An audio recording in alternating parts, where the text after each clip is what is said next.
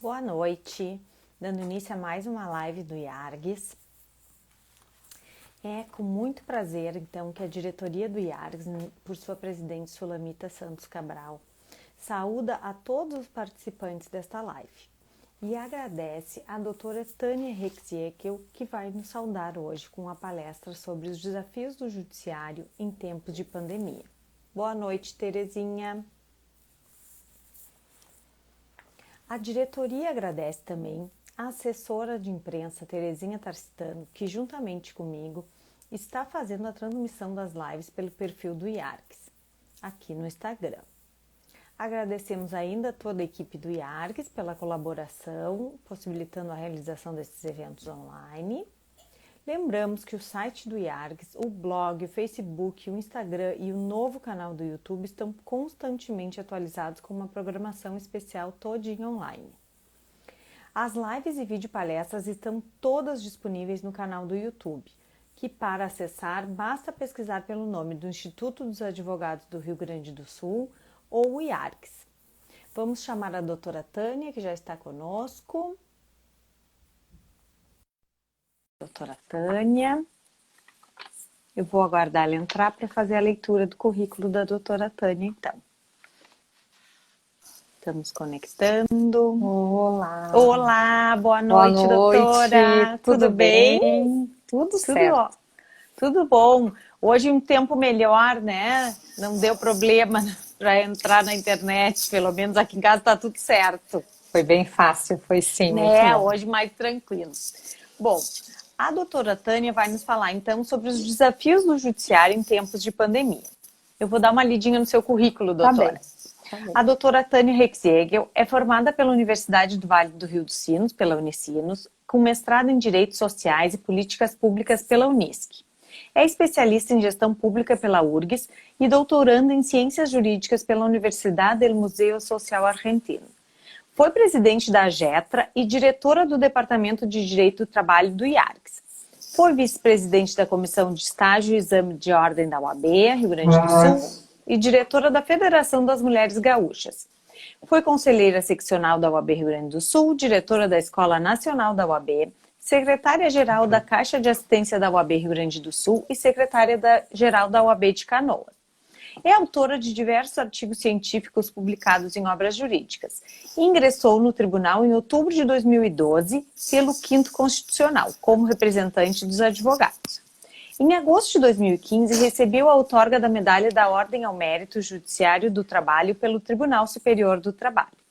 Em março de 2019, recebeu o troféu Mulher Cidadã 2019, concedido anualmente pela Assembleia Legislativa às mulheres que se destacaram em suas áreas de atuação. Foi presidente do IPEATRA, Instituto de Pesquisas e Estudos Avançados da Magistratura e do Ministério Público do Trabalho, no período de 2018 a 2019. E em 17 de fevereiro de 2020 foi empossada para atuar como conselheira do Conselho Nacional de Justiça, o CNJ. Muito bem-vinda, doutora, em nome da doutora Sulamita, de toda a diretoria do IARGS, agradecemos a sua participação. E passo a palavra, então, para a doutora nos contar o que esperamos do judiciário, né, nesses tempos difíceis que passamos. Verdade. Então, em primeiro lugar, o meu agradecimento, muito honrada fico pelo convite da live, a minha gratidão sempre ao IARGS, como membro do IARGS, nunca deixei de ser, né, o apoio que sempre tive de todos, em especial um carinho, uma saudação especial à doutora Sulamita, que sempre esteve ao meu lado, sempre me apoiando, então é motivo de muito orgulho para mim pertencer aos quadros do Instituto dos Advogados do Rio Grande do Sul. Agradecer profundamente, então, Ana, pelo convite, né, da gente poder conversar um pouquinho hoje de noite com relação a esse novo desafio, as minhas novas atividades e como que vem, o CNJ vem atuando nesse momento difícil para todos nós, né? Sim. Algo que eu quando falo com as pessoas, eu digo, nunca imaginei estar no CNJ, não foi algo assim que eu programei, né? As coisas aconteceram, eu me inscrevi, enfim, mas não era algo que eu tinha, assim, programado. mas jamais sabia que seria difícil, sabia que eu teria muitos desafios, mas não imaginava, assim como ninguém Sim, imaginava que uma nós coisa estaríamos tão grande, né? num momento literalmente de pandemia, né?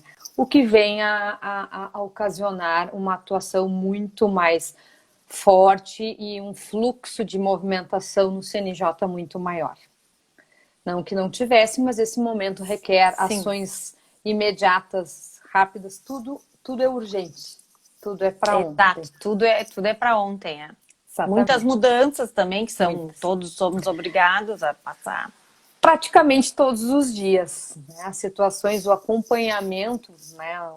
O judiciário em si, todos os dias vem o acompanhamento pelo CNJ no geral. E aí eu digo no geral porque todos os atores envolvidos são importantes nesse momento, até para que a gente, todos unidos, que a gente consiga que a justiça realmente funcione, que é, né, a função para atender o jurisdicionado. Então, vou fazer um pequeno resumo de como as coisas aconteceram e até os dias de hoje, de como nós estamos hoje atualmente no CNJ. A Certo. minha posse, todos sabem, foi o 17 de fevereiro de 2020.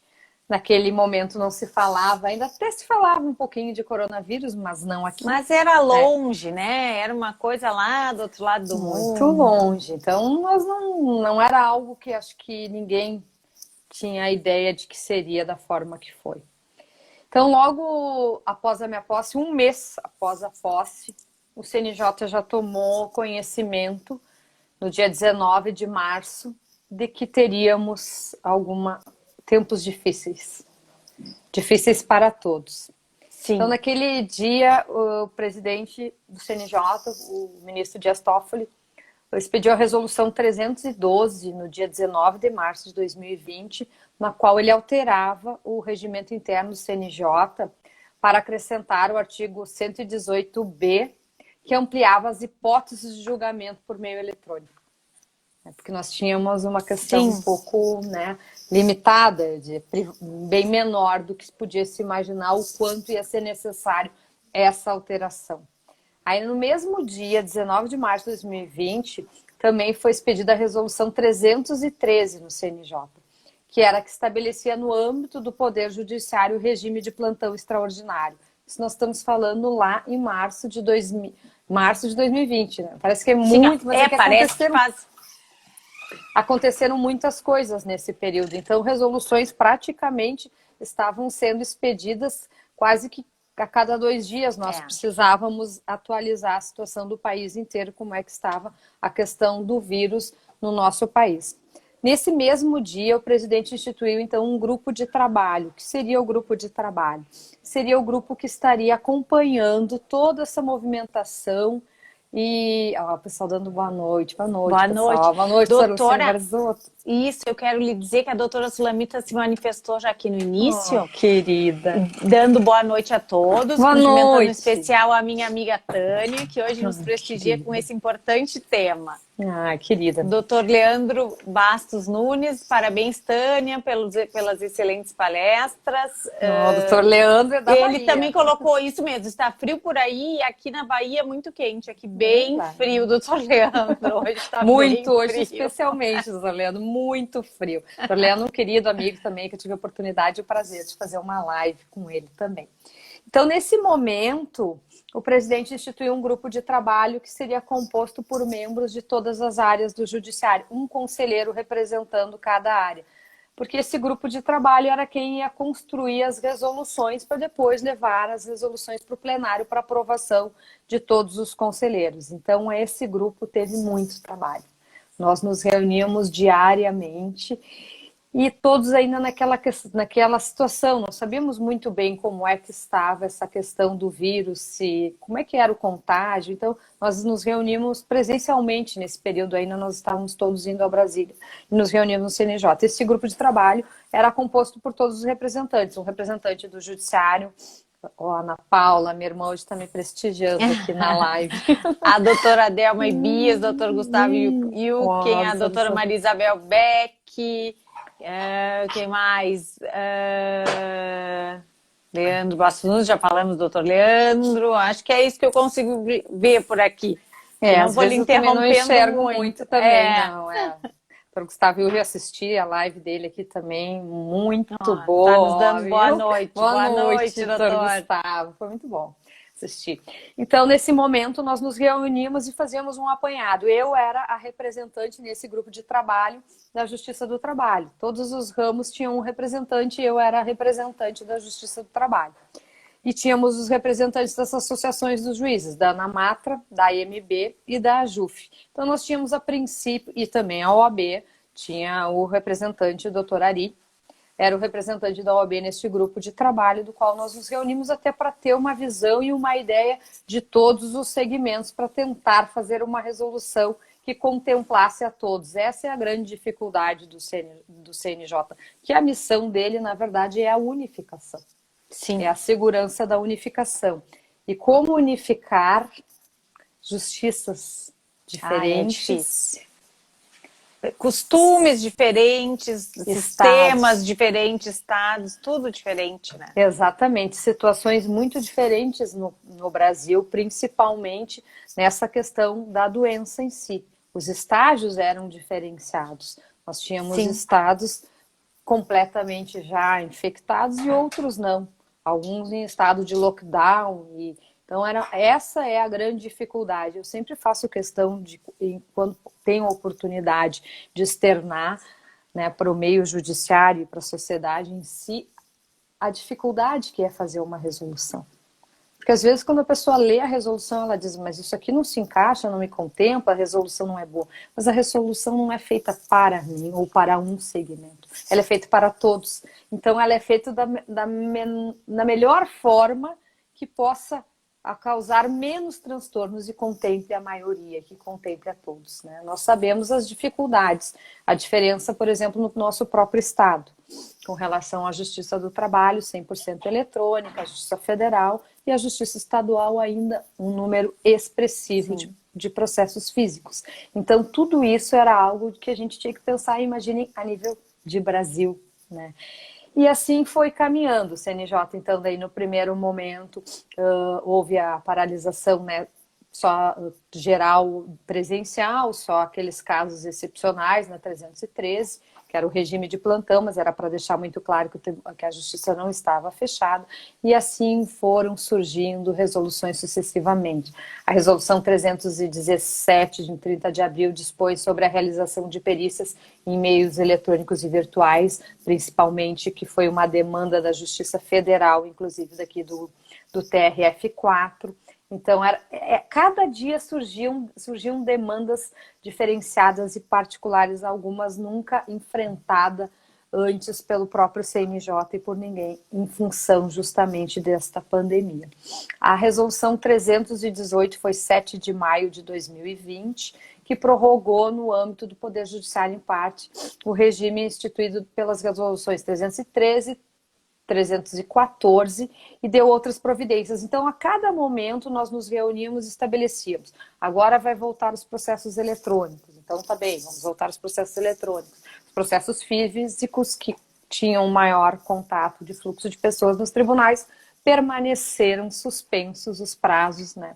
O que vocês todos sabem e que é uma luta hoje ainda aqui no estado do Rio Grande do Sul, mas, se Deus quiser, muito em breve isso será solucionado com um trabalho árduo e a parceria de todos envolvidos nesse momento no nosso estado. A gente sabe o quanto todos estão precisando do judiciário e eu tenho convicção e que muito em breve nós vamos ter o funcionamento total, não posso dizer, mas da forma satisfatória também. Pelo menos um acesso aos processos, né? Exato, aqui no Rio Grande do Sul, principalmente.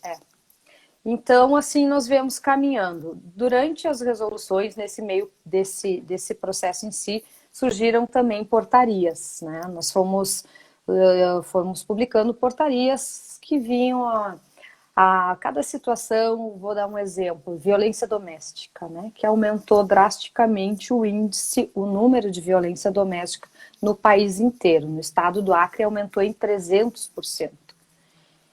São dados alarmantes. É assustador, né? Então, o observatório, o CNJ tem um observatório que fica controlando as demandas e o que vem acontecendo em todo o judiciário nesse período. Então, foi necessário instituir um grupo de trabalho que foi constituído com relação à violência doméstica. De que forma nós poderíamos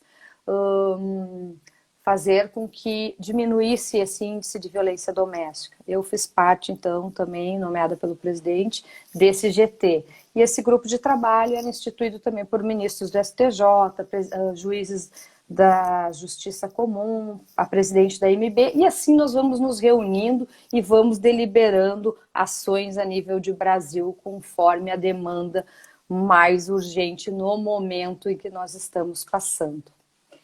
Então, a atuação do CNJ tem sido diária. Nós tínhamos antes uma média de 2 sessões semanais, antes da pandemia. Hoje nós temos sessão segunda, terça, quarta e sexta. Todos os dias, doutora. Praticamente, todos né? Todos os menos dias. Quinta-feira, e que daí é Sim. óbvio que a gente tem todas as outras. Hoje, por exemplo, nós tivemos, e fora os outros eventos e todos Sim, do CNJ, os outros compromissos. Normal. Hoje nós tivemos um evento, um seminário que foi de ontem, começou ontem e terminou hoje, dos 30 anos do Estatuto da Criança e do Adolescente.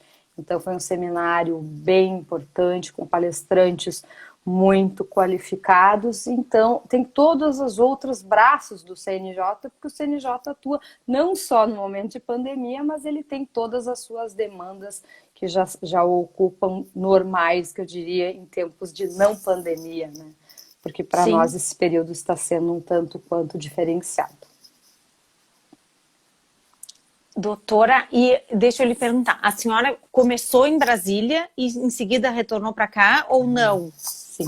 É uma curiosidade minha. Não, vamos contando como é que está funcionando, né? Isso. É muito bom, estamos aqui entre amigos e vou contando. Então, eu comecei, sim, 17 de fevereiro em Brasília, com a expectativa de ficar lá. A minha ideia, eu permaneceria em Brasília toda semana e viria para Porto Alegre aos finais de semana, na sexta-feira à noite. Sim, era para morar lá. Era para morar lá. Assim foi a minha rotina por um mês. Um mês foi assim, no primeiro mês. Mas logo daí que começou a questão do coronavírus, não foi mais assim a minha rotina. Eu ia na segunda-feira e ficava em Brasília até quarta ou quinta-feira. E voltava na quinta-feira à noite. Assim foi mais ou menos uns 2 meses após a pandemia. Mas depois, diante do número expressivo do aumento do coronavírus, então o CNJ tinha feito algumas recomendações, mas nós estávamos atuando presencialmente. Em função até da demanda que estava muito grande, para nós tentarmos acertarmos, era muita coisa para alinhar. Mas daí, na sequência, já também fomos dispensados e todos estão hoje trabalhando remotamente pela plataforma do CNJ e nós nos reunimos diariamente, fizemos sessões, algumas pautas são virtuais, mas no geral nós nos comunicamos e atuamos diariamente, os gabinetes, tudo virtualmente. Nós estamos fazendo teve que ser transferido tudo para teletrabalho. Exatamente. Hoje não praticamente teve maneira. Eu estou aqui já em Porto Alegre, é um número bem significativo, já estou em Porto Alegre há 60 dias, não fui mais a Brasília. Mas nós temos alguns servidores e alguns que ainda estão permanecem lá. Mas os conselheiros, a princípio, estão todos nas suas bases, cada um aguardando, não sabemos ainda quando. Porque realmente é um risco, né? A pessoa pegar um avião, não sabe, né? Quem tá ali, é difícil. Eu acho tudo complicado, né? O avião é uma parte bem... Porque não tem um distanciamento, por mais que a gente tivesse de máscara. Por mais que as pessoas se cuide sentadas, tudo, né? É muito difícil. E era difícil para todos, né? Porque nós chegávamos e ficávamos preocupados assim com a família, se tínhamos né? Sim, se voltaria contaminado ou não, né? Exatamente. Tudo isso, né? Exatamente. É uma situação muito, muito ruim mesmo. Eu sinto sempre é um receio, né, que a gente tem, ou de se contaminar, ou de passar o vírus para as outras pessoas, porque não se sabe se tem ou não. E, doutora, existe uma resolução, eu não sei se é do STF ou do STJ, que o judiciário estaria paralisado até janeiro de 2021. É fato isso? Tem uma resolução do STF que não é que está paralisado. Não é paralisado, né? Eles prorrogam o teletrabalho até janeiro de 2021. Existe sim essa resolução. Mas o que é importante que todos saibam é que as resoluções elas são alteradas, né? Elas podem, elas vão ou vêm conforme a data, se prorrogam ou não se prorrogam. Se for necessário, alterações vão ocorrer conforme as datas. Nunca imaginávamos que estaríamos tanto tempo, né, em teletrabalho e tanto tempo em regime de isolamento, na verdade. Isso não era... Se fizéssemos a primeira resolução podendo prever isso, acho que seria até um pouco assustador lá no CNJ. Nós não tínhamos essa ideia, né? Mas existe sim. E a cada momento, uma situação importante que eu não falei aqui, também foi instituído um grupo de trabalho, do qual nós, devido à quantidade de movimento, de processos e de situações, o que a gente instituiu no CNJ? Nós instituímos que cada conselheiro ficaria responsável pelo número X de tribunais. Por que essa situação? Para que não entrassem demandas de um mesmo tribunal e caíssem com conselheiros diferentes, para que nós tivéssemos uma decisão uniforme, até para ter um controle, porque poderíamos ter sido acionados por órgãos diferentes. Um exemplo, a OAB poderia ter acionado e um outro órgão, Defensoria Pública, tudo dando um exemplo. Talvez até com o mesmo pedido. E com isso daí nós evitaríamos, porque não temos controle quais os processos estão em cada gabinete, nós evitaríamos que tivéssemos decisões diferentes e que pelo menos o conselheiro tivesse ideia de como que estava funcionando aquele tribunal. Então, ficou dividido, nós não informamos quais os tribunais que cada um ficou responsável, mas quando entra uma determinada demanda, vou dar um exemplo que não é o caso, porque eu não fiquei responsável justamente por nenhum tribunal do Rio Grande do Sul, mas se entrasse uma demanda do PJ do Rio Grande do Sul e eu fosse a conselheira responsável, eu ficava preventa da relatoria daquele procedimento. E depois, óbvio, que vai para o pleno, e o pleno vota, todos têm liberdade para fazer o voto divergente ou não, conforme for o caso, fazermos a votação. Mas foi uma deliberação justamente em função da grande demanda que surgiu no CNJ. E as demandas vêm de todos os lados. Uma das portas de demandas é a própria ouvidoria. Dúvidas. Sim. A própria ouvidoria do CNJ. Em 3 meses nós tínhamos sido acionados 2.700 vezes na ouvidoria. Mas é bem possível mesmo, porque é uma coisa que nunca aconteceu e todo mundo, ninguém sabia para que lado correr, né? Para onde ir. E tudo fechando e a gente... depois, claro, foi tudo se acomodando, como diz. Mas até isso acontecer, olha, bateu o desespero. Né? É desesperador. Meu sentimento, pelo menos, era esse. De todos. O desconhecido. É o desconhecido, exatamente o desconhecido. É assustador. E como tu disseste, uma coisa lá em março, a gente dizia que sim, que ficaria assim até novembro, até dezembro. Sim. Não tínhamos ideia. Pior, não tínhamos mesmo, né? Por um lado foi até bom que não tivéssemos ideia, porque aos pouquinhos a gente vai assimilando isso e se ajustando. E é tudo difícil, né, doutora? Muito, muito. Então, o futuro não temos como dizer ainda. Tem que o futuro é incerto. Cada dia um dia de cada vez. O que nós temos hoje, então, é a resolução hoje 322, que foi no dia 1º de junho de 2020, que o que aconteceu? Tudo isso que a gente está falando aqui, relembrando as pessoas que estão nos assistindo, elas vão lembrar que foram demandas diferenciadas, né? Cada momento Sim. chegava algo novo e particular com cada município, e tinha casos, por exemplo, teve um determinado momento que na Bahia tinha lockdown por bairro. Então, é algo muito complicado e complicado mesmo. Muito difícil mesmo. Então a gente foi tentando. Só que chegou um determinado momento que nós tivemos muitas dificuldades de fazer o que é a função do CNJ, que é a uniformização de procedimentos. Justamente por essas particularidades que nós tínhamos muito no nosso país. Então, o que foi decidido? Nós decidimos, então, com a resolução 322, devolver aos tribunais o gerenciamento e a decisão da questão de interromper ou não interromper, ou deixar o fórum aberto ou não aberto. Nós devolvemos essa atribuição com algumas condições, que deveriam tomar as condições, regras mínimas para esse retorno do serviço presencial, retomando as atividades de forma gradual, com todos os cuidados, que daí eram alguns cuidados. E as pessoas perguntam, mas por que álcool gel? Porque eram os cuidados mínimos que nós podíamos colocar na resolução, sem deixar de interferir no tribunal, porque seria dele a gestão do retorno ou não, mas com regras mínimas sim estabelecidas, e que tivessem a ideia de que pudessem voltar. Porque daí nós tínhamos algumas situações diferentes. Como eu disse, na Bahia tínhamos lockdown por bairro, nós tínhamos estados no Brasil inteiro que não tinham nenhum caso de Covid. Sim. E o judiciário estava fechado.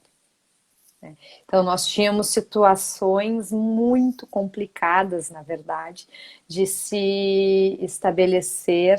doutor Benoni, Rossi, obrigada. Alguns eu vou enxergando de longe, assim, sem óculos, obrigada. Hoje eu assisti a live do doutor Benoni, doutor Eugênio. Deixa eu dar uma também, olhadinha se tem mais alguma aqui, que às vezes passa. Doutor Pedro Alfonsinha, doutora Maria Helena Moura, a doutora Kalin Rodrigues, vamos ver aqui.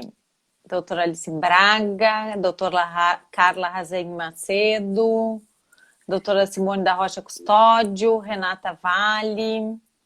O doutor Pedro quer fazer uma referência.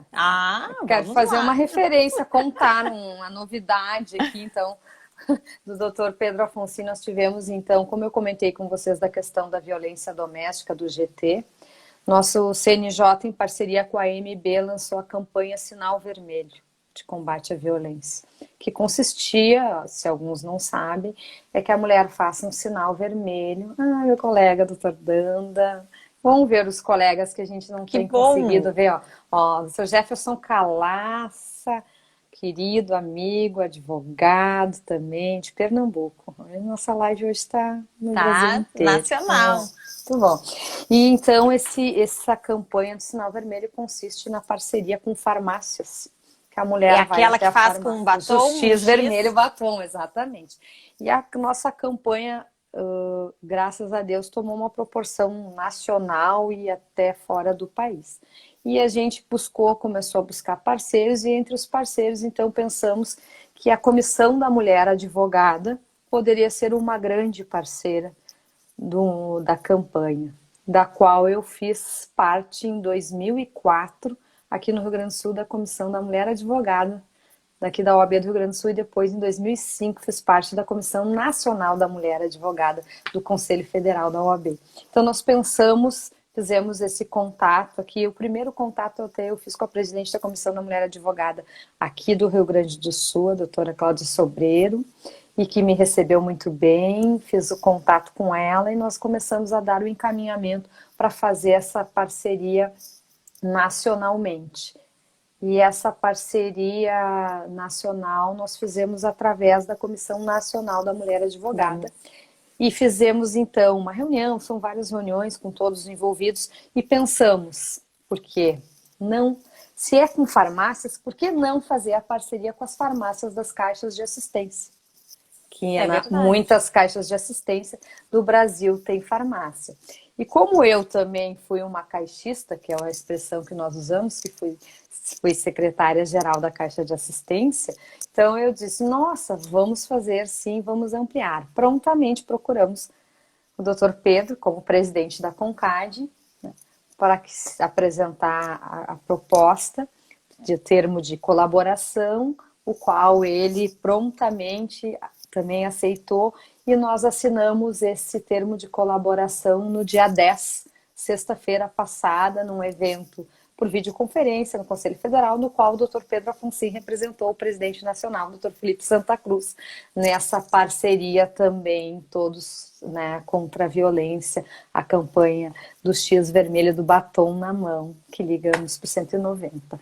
Então, as parcerias, o que eu quero dizer é que são coisas que estão acontecendo que talvez não acontecesse também no período de pandemia. Nós sabemos que a violência doméstica sempre existiu, é um tema que para mim é muito caro, foi minha matéria de estudo na defesa, na dissertação do mestrado, e talvez nós não fizéssemos essa campanha se não fosse a pandemia.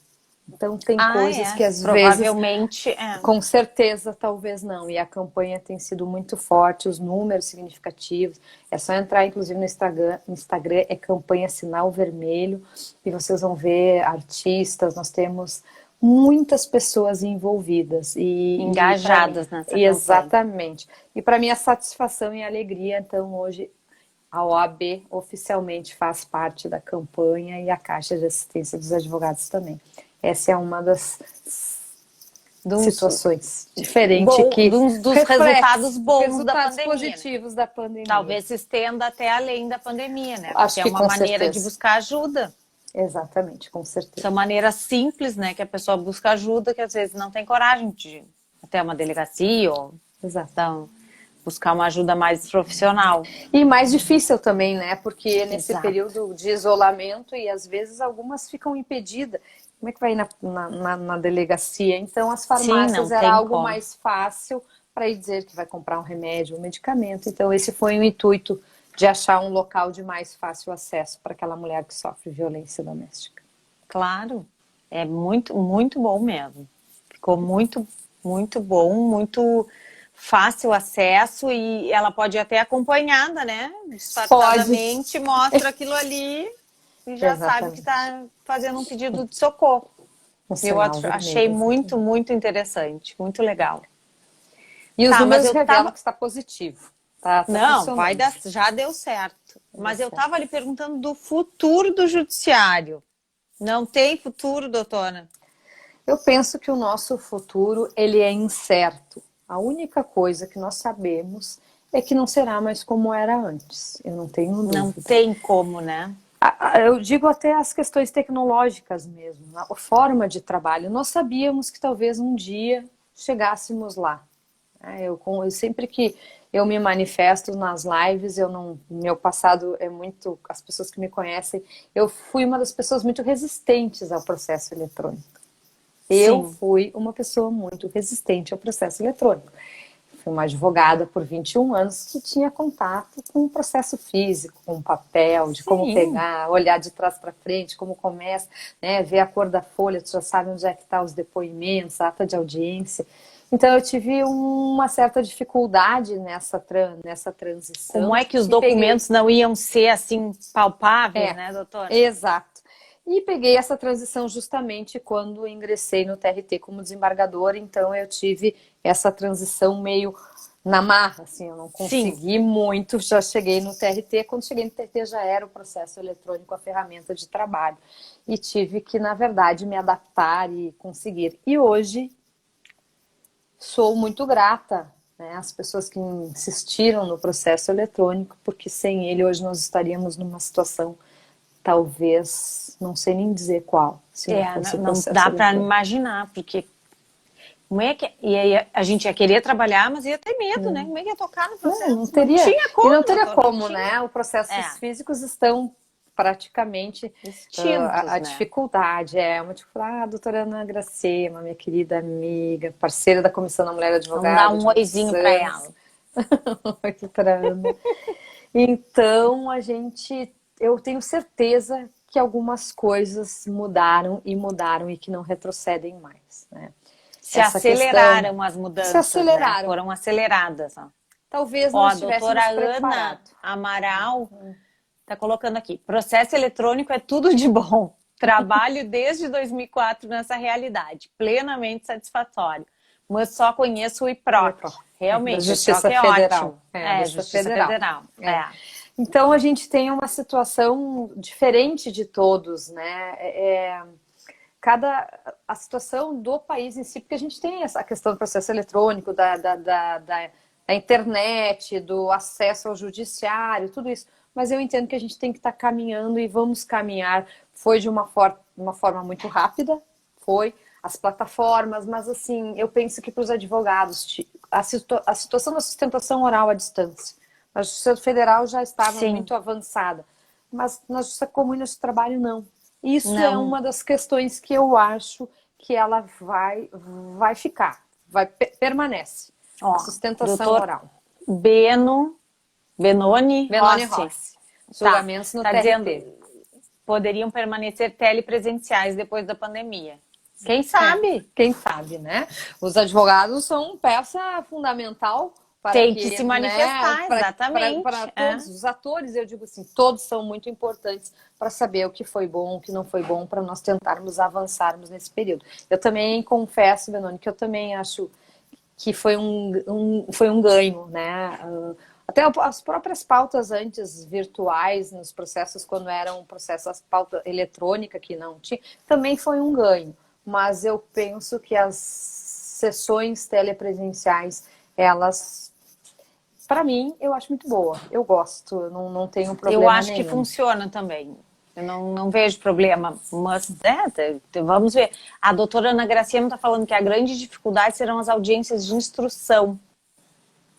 Doutora Ana, nós teremos muitas dificuldades e que nós vamos ter que nos adaptarmos, né? As audiências de instruções têm todas as suas particularidades, mas assim como também nós temos cada segmento, como essa semana, as audiências de custódias, né? Se poderiam ser virtuais ou não, a gente entendeu que elas teriam que ser presenciais pelas suas particularidades. Mas aos poucos nós todos vamos nos ajustando. Eu quero dizer, as próprias ferramentas. Nós temos uma situação hoje no PJE, na Justiça do Trabalho, com relação a algumas sentenças que, em função de decisões, exemplo, a decisão do ministro Gilmar Mendes, que trata agora da TR, da aplicação do índice. Então, os processos talvez ficassem todos parados, porque não tinham como fazer no PJE sentenças parciais, que se chamam sentenças por capítulos. Então, isso é algo que hoje já está em estudo no CNJ, no CSJT. Eu estou acompanhando de perto esse trabalho que está sendo feito para que a gente tente, de alguma forma, resolver essa questão, que era uma questão que antes já tinha surgido, mas não tinha, como é que eu vou dizer, talvez não fosse a prioridade. Os processos ficavam parados, aguardando, porque os outros estavam andando, então... Hoje não. Hoje virou prioridade. Uma necessidade, uma prioridade. Então, são situações que a gente está... Não, com certeza. Pode falar. Que a doutora Delma Ibias colocou aqui, ó. Não seremos mais os mesmos e as reuniões virtuais serão uma realidade que não retorna mais. Eu acho que sim. Eu não sei o nome. É VS Padão. É Padão? Verônica. Verônica Padão. Verônica. Eu conheço. As sessões por videoconferência têm funcionado muito bem. Deixa eu ver se tem mais alguma aqui. Verônica, ela é no meu braço direito no gabinete aqui, no TRT da 4ª Região. Saudade, minha chefe de gabinete, competente, maravilhosa. Muito bom, muito bom. Essas são algumas coisas, são questões assim que nos aproximam até, né? As lives. Sim, tudo. A gente consegue ver os outros, assim, nem que sejam assim, exatamente. Ver o nomezinho ali, um pouquinho, ver o nomezinho, mas se lembra da pessoa, né? Claro. Doutora, outra coisa que eu vou lhe perguntar como advogado, tá? Que já ouvi vários daqui e dali. É verdade que vai vir um sistema único dos processos eletrônicos? Tem como ser possível do CNJ impor assim para todo o judiciário? É um sonho possível? Eu acho que... Eu não posso dizer que é um sonho impossível, né? O quando que isso vai se realizar, se é que vai se realizar. Eu digo, tudo que é do futuro, hoje em dia a gente não tem Não mais sabe. certeza de nada. Era o ideal, mas nós não podemos esquecer, que nem foi dito, ó, o EPROC, a Justiça Federal, quem atua acha maravilhoso. Nós Pois tivemos é. muitos problemas no PJE no início. Hoje eu acho ele, para mim, ele é satisfatório. Eu consigo Mas muito ficou bem muito atuar melhor. nele. Sim, com Exatamente. certeza Ele está melhorou muito. avançando e está melhorando muito. Então eu não sei dizer. Assim como nós temos cada tribunal, alguns têm as suas plataformas. O CNJ disponibilizou a plataforma Cisco agora para que todos tivessem acesso, mas alguns tribunais já atuavam e trabalhavam com outras plataformas. E se tem atuação e funcionava bem, nós não podíamos impor, ainda mais num momento como este, que todos usassem a mesma plataforma. Então, o CNJ tem tentado, de alguma forma, ser, principalmente nesse período, né, menos evasivo. Estamos tentando que as coisas andem de uma forma. Mas seria o ideal. Eu confesso que nós estamos Eu sou a vice-presidente do FONAPREC. O FONAPREC é o Fórum de Precatórios no CNJ. Que o presidente é o meu colega conselheiro, desembargador, Keppen. Nós estamos reunidos para ver se conseguimos construir uma ferramenta única, daí pegando o gancho do que tu me disseste, uma ferramenta única em todo o judiciário para cálculo dos processos de precatório. Já uma é calculadora. Já é Sim. alguma coisa. Então, são muitos grupos de estudos para tentar facilitar a vida de todos. Porque todos sabem que são situações diferentes, embora precatória, a Justiça do Trabalho tem os seus índices nos cálculos, enfim. Sim. Seria uma ferramenta para gerenciamento e uma ferramenta, uma calculadora que pudesse, então, atualizar e calcular da mesma forma todos. Estamos trabalhando nisso, é um grupo de estudos, quem sabe nós não começamos por aí, e assim vai se unificando. Sim, e a gente aos consegue também. aos pouquinhos ter. Né? São questões que envolvem muito mais também a tecnologia do que só a questão do direito. Né? Então nós precisamos os dois têm que andar lado a lado para nós conseguirmos. Ó, doutora Delma Ibias está fazendo uma pergunta, ó, desembargadora. Qual é a sua opinião sobre as audiências de instrução na Justiça Comum? Qual a visão do CNJ? E a doutora Fabiana Barf está aí, já daqui a pouquinho já chamamos ela, que ela é da live de quinta, tem que entrar um pouquinho. Tá Terezinha, bem, então. me avisa aí o tempo, por favor. Tá bem. Respondendo então a pergunta da doutora Delma. A doutora Delma, na verdade, as situações, né, como a Justiça Comum, nós temos muito amplo, a matéria é muito mais ampla, as situações são mais difíceis. Nós temos muitas situações na justiça. Agora vou fazer uma referência aqui que entrou na live meu pai. Boa noite, bem-vindo! Carlos Alfredo entrou na live. Que legal! Então, tem que fazer essa referência aqui, tem que tá me prestigiando. O pai. Vai ver, são tempos diferentes. Quando é que imaginava que meu pai entraria numa live, tem Instagram. São tempos diferentes que todos nós estamos, né, nos superando. Com relação às audiências, é o que eu disse. Algumas eu creio que são perfeitamente viáveis e possíveis nós fazer à distância. Vai depender da situação. E tem muitos processos em si que são de direito, que seriam só encerrar a audiência de instrução. Eu acho que seria bem viável nós conseguirmos fazer as audiências à distância. Mas tem casos, como a gente sabe, tipo o júri, que daí eu já vou externar ainda, porque nós estamos em análise sobre isso, inclusive no CNJ, que são situações diferentes. Sim. Que é mais difícil e bem realmente mais complicado. É muito mais complicado, né? Porque uma audiência civil, por exemplo. Exato. Como tu disse, então, são muitas áreas, é muita coisa, né? Não... É muito amplo. É muito são situações amplo. muito diferentes. Doutora, eu gostaria então de ir nos encaminhando para o final. Não sei se queres fazer algumas considerações, tem alguma fala a mais. Olha, a doutora Delma está falando, seria de oitiva de testemunhas. Mas daí, todas as dificuldades que nós temos ainda, né? Estamos engatinhando. Eu não sou radical com relação a nenhuma das opiniões e principalmente nesse momento. Como Como eu disse anteriormente, eu era extremamente contra os processos eletrônicos, hoje não sou mais. Fomos aperfeiçoando. Sim. Eu não conseguia imaginar que nós pudéssemos, talvez, fazer uma videoconferência com várias pessoas de vários lugares do Brasil e conseguir separar. Eu fiz audiência essa semana de conciliação no CNJ, porque eu sou uma das pessoas que gostam muito de conciliação, com o estado da Bahia. Tínhamos muitos envolvidos, tínhamos o procurador do estado, tínhamos várias pessoas. Eu consegui fazer audiência de conciliação, deixando cada um na sua caixinha, deixava mudo para um, sabe? E consegui. É novo? É novo. São ferramentas novas, mas que venha talvez a nos possibilitar que a gente consiga fazer o nosso judiciário, para que o judiciário responda para aquele cidadão que precisa minimamente. Não podemos de forma nenhuma fazer com que aquele que precisa da justiça, que busque a justiça, não encontre a justiça. Sim, que não possa ser contemplado pela justiça, né? Um país sem justiça é um país injusto. Exatamente. Aquele que mais precisa no momento bater a porta do judiciário e não encontrar, aquele advogado que tem os poderes para defender aquele cliente, que são situações às vezes que não tem volta, são algumas situações muito difíceis, podemos falar de saúde, enfim, ele precisa encontrar a resposta. E é para isso que o CNJ, e é para isso que eu estou lá. Eu estou lá à disposição de todos. Eu sempre falo nas lives, o que mudou é o gabinete 204, da Ipiranga 1100 para o gabinete 102 em Brasília. Meu telefone é o mesmo, eu moro no mesmo lugar, as pessoas sabem onde me encontrar. E a prova é essa que estou aqui. Os amigos diários eu não abandono de forma nenhuma, assim, doutora, muito obrigada. Doutora Sulamita se manifestando mais uma vez. Ó. Desembargadora Tânia, parabéns pelas brilhantes colocações e pelo trabalho que está realizando. Obrigada, Sulamita.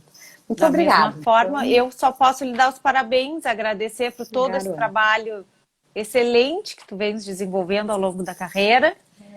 E convidar para uma próxima, porque queremos saber do futuro, doutora, queremos saber. Com certeza. Está difícil, né? Mas a gente não desiste, a gente vai chegar lá. Não podemos. Vamos chegar ao fim do ano, né, doutora? Vamos chegar, com certeza. Vamos chegar. Então tá, não sei se tem mais alguma coisa para falar, que aí eu chamo a doutora, desligo contigo e chamo a doutora Fabiana. Com certeza. Que aí dá tempo dela falar para a gente um pouquinho. Com certeza. Tá bem, então. Boa noite a todos. Muito obrigada pela Até presença uma próxima, de todos. Então. Olha, doutora Sulamita, colocando aqui. Cumprimento a doutora Ana Amélia, saúdo a todos que nos prestigiam, em especial ao presidente da Caixa, o doutor Pedro Alfonsin. Exatamente. Tá bom, então. Tá bom, tá então. Bem. Boa noite. Tá uma bem? Boa noite. Tá muito boa obrigada, noite. doutora. Eu que agradeço. Vamos lá. Então, vamos chamar a doutora Fabiana da Cunha Barba. Vamos achá-la aqui. Vamos achar aqui. Oi, doutora, tudo bem? Boa noite. Boa noite, doutora Ana Amélia. Prazer estar aqui vendo o encerramento dessa live maravilhosa com a doutora Tânia Rexigel, uma amiga de longa data, enfim, excelente escolha do IARGS. Muito obrigada. As escolhas são feitas por vocês. Vocês que são os nossos associados que participam com a gente, e a Terezinha e a doutora Sulamita nos ajudam a selecionar os convidados. E lembrando mais uma vez que quem quiser participar da live, que nos procure também, que às vezes a gente pode se passar nos nomes e queremos mais colaborações. Bom, a doutora Fabiana vai nos falar então sobre a desinformação, pandemia e democracia. Vou dar uma lidinha no seu currículo. A doutora Fabiana é graduada em Ciências Jurídicas Sociais pela URGS, foi vice-presidente do Centro Acadêmico André da Rocha, é especialista em Direito Tributário pela Unicinos, mestre em Instituições de Estado pela PUC, procuradora do Estado do Rio Grande do Sul desde 1998. Foi coordenadora da Procuradoria Regional de Caxias do Sul, coordenadora da Procuradoria do Interior, dirigente em substituição da Procuradoria de Execuções Trabalhistas, procuradora assessora do Gabinete da PGE do Rio Grande do Sul, coordenadora da Comissão Permanente de Defesa dos Direitos Humanos, membro do Conselho Editorial da Revista da PGE, do Conselho Superior da PGE e da equipe de consultoria da Procuradoria de Pessoal, estando atualmente em exercício no contencioso desta Procuradoria. Integrou dezenas de conselhos, comitês e órgãos colegiados estaduais, dentre eles o Programa de Proteção às Testemunhas do Estado do Rio Grande do Sul. Foi diretora-presidente da Escola Superior de Advocacia Pública e presidente da Associação dos Procuradores do Estado, a APERES. Foi presidente da Comissão Nacional da Advocacia Pública do Conselho Federal da OAB e coordenadora da Comissão de Reforma Política da OAB do Rio Grande do Sul. Foi diretora da Associação Nacional dos Procuradores dos Estados e dos Distritos Federal, a ANAP, por 3 gestões, e é secretária-geral adjunta e coordenadora-geral das comissões da Seccional da Ordem dos Advogados do Brasil, do Rio Grande do Sul. Doutora, uma palhinha do que a senhora vai falar na quinta-feira.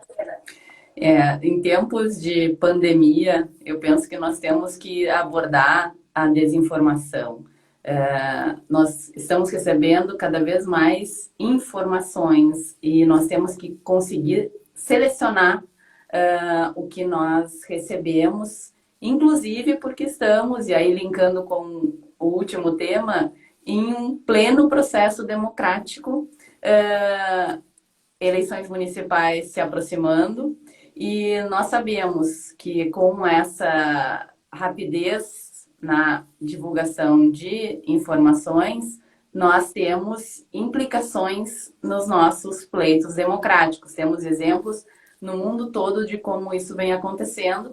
E a nossa ideia, então, é falar um pouquinho disso, como vai impactar nas nossas eleições, como já impactou em outras eleições, não é? O que nós podemos fazer para conseguir ter um pouco de educação midiática, digamos assim, não é? E contribuir para a nossa democracia. E no que diz com a pandemia, né? Me parece que desinformação, fake news, tem uma questão que envolve mais do que escolhas democráticas, envolve vidas. Então, é por aí que nós vamos conversar um pouquinho. O tema é abrangente.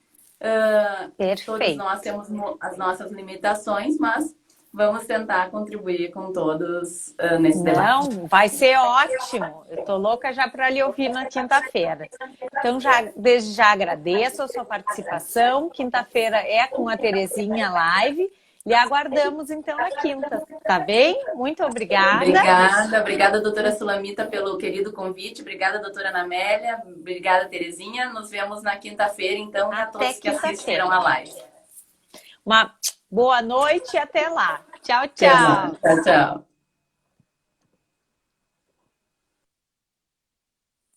Agradecemos, então, a todos que participaram conosco de mais uma live do Instituto dos Advogados do Rio Grande do Sul. Lembrando que acessem o nosso canal do YouTube.